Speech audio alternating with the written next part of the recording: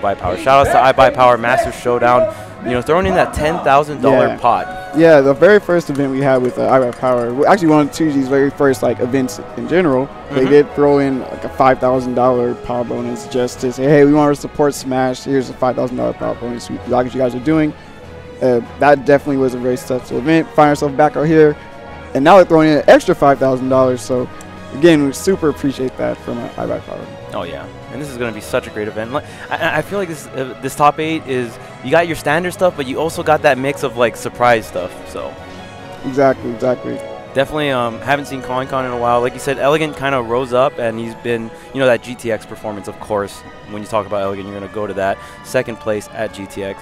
You know, taken out by a Cloud. This is a little different Cloud, but still on that top echelon of Cloud. So it's going to be a tough matchup. But the great thing about Luigi is once he gets his hands on Cloud, he can mess him up. The damage output's insane off these down throw combos, and like we're touching up all this time, the off stage is going to be so key. Exactly. Now, going into this one, though, I feel it's a little bit different before, say, if ConCon was going against MK Leo's Cloud. Komorikiri has actually played a lot versus Elegant. Like, pretty much every time he's here, he's gone up against Elegant, whether it be like tournament matches or just practicing matches. So a little bit more familiar with how to deal with this character. So I really don't think it was just going to be caught off guard like the basic Luigi approach, and that might be pretty difficult for ConCon. But again, he's also pretty experienced with this character as well. So if he can get his hands on Komorikiri, he can definitely do work. It's all about getting his hands. But to get his hands on Cloud, what does he have to go through, Strides? There's something in the way. There's something in the way. That giant sword. That giant Buster Sword. Actually bigger than most of the cast in Smash 4. It is very difficult to get in on that. All right, so on Smash into it. Of course, Komorikiri is going to get right to the platform, start charging the limit. He also recognizes that, hey, if I don't have limit and I just stay on the ground, leave myself get grabbed immediately, it's just going to be a rough time. So. And off of one falling up air from ConCon rolling in, a very common option for the plumbers to get in. That falling up air is going to lead into so much damage. And another great thing about Cloud, especially in this matchup, Luigi's air mobility is not that great. So it's going to be really hard for ConCon to get out of juggle situations. Exactly. And another thing to touch up too is, you see that Smash Roll platform, the Cloud upper is actually almost as big as that. So it is really hard to land against it because it takes up so much area. Yeah, you already see Mr. ConCon really close to dropping this first stock. Komorikiri pretty much like a brick wall when it comes to defense right now. Yeah, it's just really hard. ConCon only has a few ways to get in, and Como is just really on it. And oh, we got some damage though. All right, here we go. This is where you want to start. Now, for Mr. ConCon here, we need to get this limit off deck, because now, like, when Cloud has limit, his out of shield options are insanely much better, and just the neutral, how fast he moves is going to be really key. Can we get the limit burn? No. Now, that down air from Komorikiri is actually incredibly risky. He actually is around the percent where he could have just flat out gotten a beat to drop that stock, which is kind of a characteristic considering how styles he's been playing. Like, not taking that many risks. Pretty much every arrow he's thrown out has been auto-canceled or safe on block. And we see this back air spacing from Komorikiri, and we talked about perfect shield. Now, with the correct spacing, even though Mr. ConCon perfect shield the back air, if he's drifting away and it's perfect spacing, he can't punish it, even with the perfect shield, which is like just how long range this sword is. Oh my goodness! But catching the air dodge drift in, ConCon with the charge forward smash, taking that first stock, actually best case scenario for him considering how far he was trailing behind. Yeah, and he definitely served him up there with the charge, and that was a lot of the mix-ups. I'm very surprised that ConCon was able to sniff that out, because a lot of times Como was coming in high with his air mobility. He would fake the high and then go back to the ledge. This time he commits going high on the stage, and Mr. ConCon's ready with the charge forward smash. Yeah, really good resilience there from Mr. ConCon. So I was trailing, but he did not drop that stock. Say, okay, if I just get this one opening, I know I can turn it around. Oh, yeah. And now he's working with the lead here. Ooh. Really good jab coming out from Luigi, and that's the thing about this game in general as well. Oh, the limit cross. Yep. Yeah, so that's a really strong option, especially when you notice that you wield their shield down with the aerials. It becomes very difficult to deal with that, because they either want to roll away to avoid, getting their shield pressure again, or they just flat out will shield poke. So you saw that again from Komorikiri. Still taking 44%. So you can do here though, starting up the juggles. Oh. And another thing about the limit Blade Beam, it's a transcendent projectile, so it will go through any of the fireballs. It won't clank. So that was just generally really smart stuff coming out from komorikiri. Now we're back at it again, and just the main thing about ConCon, he can be behind so far, but, you know, punish game for this character. Luigi's punish game is so immensely high, even though he just lacks some neutral tools because of his, like, base stats. Oh.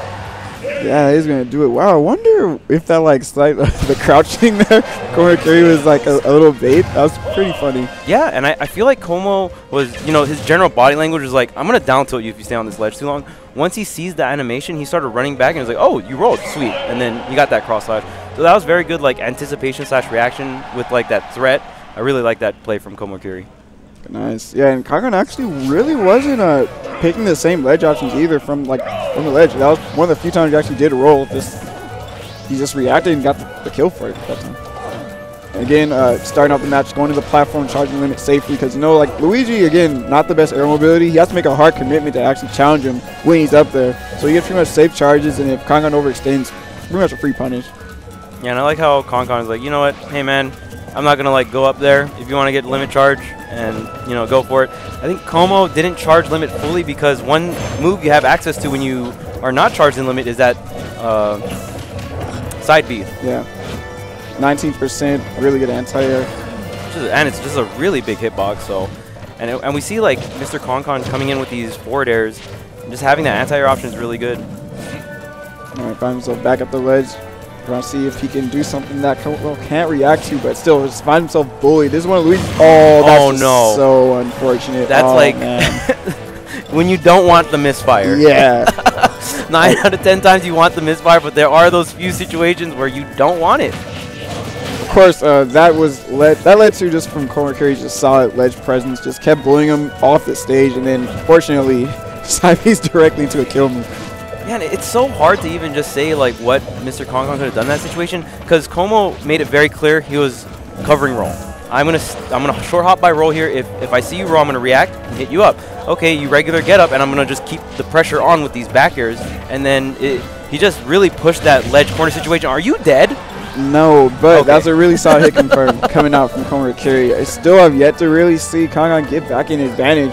Oh, wow, and what a tag. No tech there, definitely not. That was an avoidable death there, but still really good awareness from komorikiri to notice, okay, I know that if he commits to the Cyclone in this position, he has so much lag. This is a free hit. Yeah. He might take it, but I still get free damage and advantage, so really good stuff. And he did not have a double jump. So yeah. Since no double jump there, Como was kind of already ready for the Cyclone. I was expecting there, but no matter what, he still got the aerial hit, no tech there. Now, 2GG's own komorikiri up 2-0 on Mr. ConCon. Yeah, it's looking really solid. Like, first game kind of looked a little bit shaky, but turned around really quick. And in that second game, just pretty much full control. And I just feel a lot of it comes from the experience of going up against Elegant. One of the first times he was coming out here and going up against Elegant, actually struggled pretty hard. I believe, like, lost 3-0 or 3-1, something like that. But I don't know, like, the constant run-ins with Elegant's Luigi just seems just so much more prepared what to do with this against this character. Yeah, and, you know, Leo and Como, two very different styles, but I feel like just, oh my goodness. And we're talking about Luigi's punish game. Oh, Cloud's punish game is just as devastating with limit, especially with that grounded finishing touch. It just has so much knockback. So what happened there was ConCon actually did get the power shield on the back air, but like he said, that's only a really valid up-B shield if they don't space it max range, and komorikiri actually hit him with the very tip of the back air, so even though he power shielded, it wasn't even a safe up-B to go for. Yeah, and I mean, honestly, it sucks when you see that, and a lot of people will question it, but I think that, you know, Mr. ConCon still had the confidence to go for that punish. I mean, it wasn't the right move, but having confidence throughout a set is so important. Now we saw he did get that first stock after, you know, trailing up from behind, so he's not one to just kind of give up, but he's definitely struggling there. He's going to have to capitalize the little punches he gets and really maximize them into either a stock or just a flat out edge guard. Yeah, and I feel like, back air setting at a really good angle here. Limit's going to be on deck. He's going to get half the burn. Oh, man, even went for the high recovery too, just in case ConCon jumped in a bad spot. He would have gotten tagged by that. And ConCon really has to respect that, because he could, like, even if he wouldn't die from the up B, he'll just be put in a really bad juggle situation here. And I just feel like even watching Como play the Luigi matchup compared to Leo, Back air, not even going to do it man. on Dreamland. Wow. Oh, that's a really crucial drop there. He read that he was going to go high there. Okay, just I don't know if a backdoor from center stage is going to do it, but a back air would, but dash attack not going to do it quite yet. Oh man. Yeah, that was a really rough spot. Like in my heart, I was like, if he gets another misfire, but yeah, he grabbed ledge twice. No invincibility, easy dash attack. Komorikiri is going to take that 3-0. ConCon, you know, he didn't win that, but I don't think he's super upset about it. He has said that, you know, this is actually one of his more rougher matchups. He still needs to work on a lot of things in that matchup. And again, he was also just really happy to even get into the top 8 again after having, you know, kind of rough season. To get top 8 here, even getting that win on Mr. R says a lot. So. Oh yeah, and there's so much top talent that was at this tournament. If you got top 8, man, that's really, really good stuff. And, you know, 2GG komorikiri, one of the best clouds in the world at the moment. And, you know, maybe you can take from this, you know, watch the matchup, learn from this set, and, you know, just come back stronger. Definitely. And I think that's going to be like one of the best people to actually